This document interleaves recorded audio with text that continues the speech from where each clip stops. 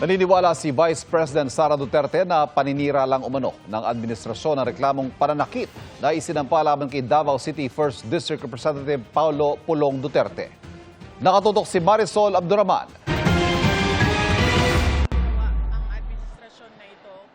Hindi pa raw nakakausap ni Vice President Sara Duterte ang kapatid na si Davao City 1st District Representative Paulo Pulong Duterte na inirereklamo ng pananakit. Nasa The Hague, Netherlands ang kongresista para sa kanilang amang si dating Pangulong Rodrigo Duterte. Pero paniwala ng bise, ang asunto kay Pulong paninira lang anya ng administrasyon.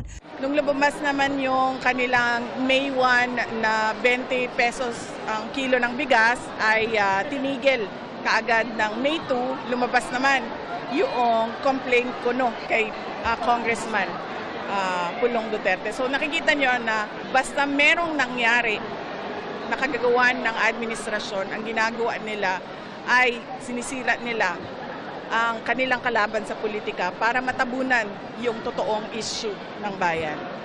Sinubukan namin kunin ang reaksyon ng Malacanang pero bukas na raw sila sasagot.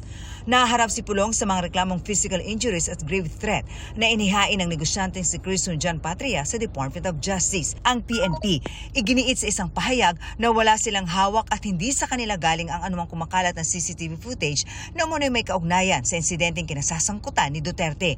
Hindi rin daw sila ang naglabas ng affidavit ng complainant laban kay Pulong. Iginagalang daw nila ang proseso ng batas.